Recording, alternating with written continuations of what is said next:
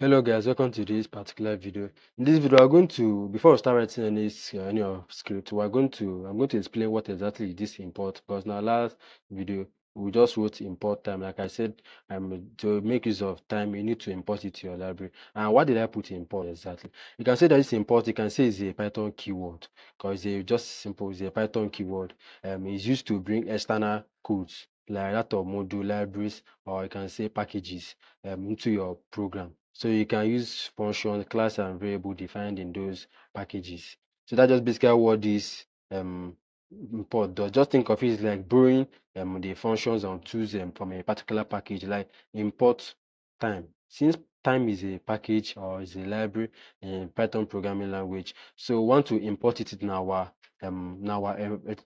environment here. Once we import it, we can then start making use of it. If we don't import it, we can't make use of it because it does not you can say it does not exist or something like that. So we need to make use of import to import um, time, and before we can make use of time in Python programming language. So that's basically what I want to do in this video, to know what import does. Like I said, import is a Python keyword used to bring external codes like modules, libraries, or package into our environment or in our script. So before we can make use of them, we need to import them to our. So that the name import should be more than enough to explain what import the port keyword is.